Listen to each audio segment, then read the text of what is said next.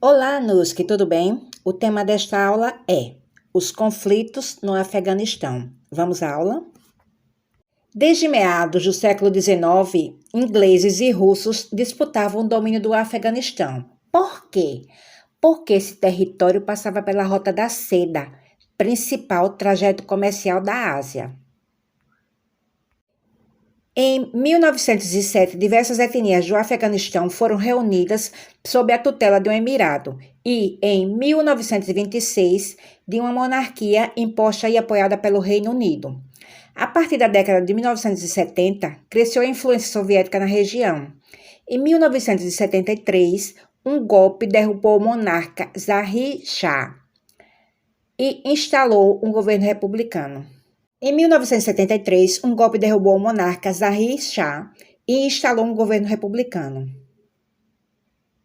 Desde então, tem havido um forte recrudescimento das rivalidades entre os diversos grupos tribais. Em 1979, um grupo fortemente ligado à União Soviética instalou um regime de partido único, de inspiração comunista.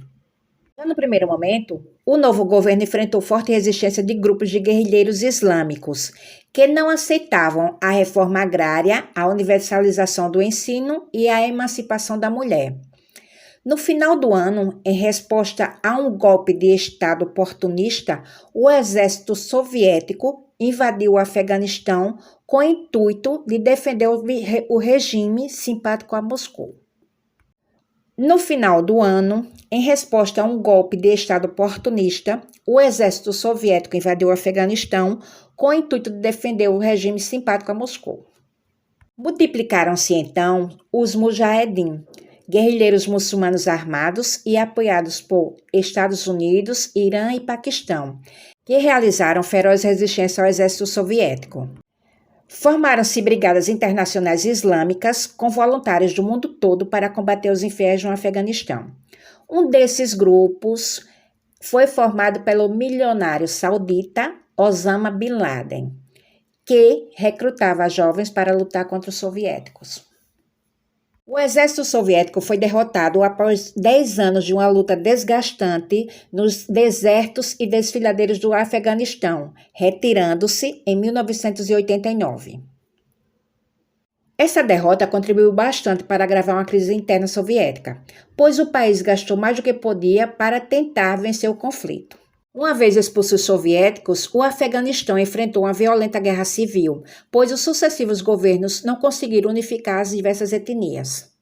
A partir de 1994, passou a ter sucesso uma das mais violentas facções, o Talibã, milícia estudantil islâmica que, valendo-se de ações brutais, impôs um regime de terror. Censura à informação, restrição à liberdade das mulheres e uma interpretação extremada das leis islâmicas levaram o Afeganistão ao caos. O país passou a ter duas faces, uma para a população humilde, marcada pela repressão, e outra para as lideranças, marcada pela corrupção, tráfico de drogas e alianças com grupos terroristas. Após os atentados em Nova York, em 11 de setembro de 2001, o Afeganistão foi invadido por tropas estadunidenses que iniciaram uma ofensiva contra o Talibã e a Al-Qaeda, contando com o apoio de uma milícia denominada Aliança do Norte. O Talibã caiu rapidamente. O novo governo iniciou a reorganização da infraestrutura. Nos últimos anos, ocorreu uma reorganização dos talibãs nas proximidades da fronteira com o Paquistão. Esse fato alterou radicalmente os planos dos Estados Unidos de fazer uma retirada de suas tropas a médio prazo desde então. A meta dos Estados Unidos era entregar a segurança interna às forças governamentais afegãs.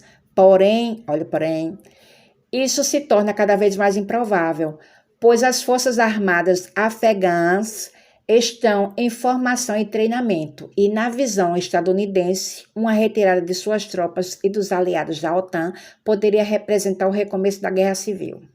A presença dos Estados Unidos foi tão marcante que a previsão orçamentária para a retirada total das tropas podia chegar a 6 bilhões de dólares.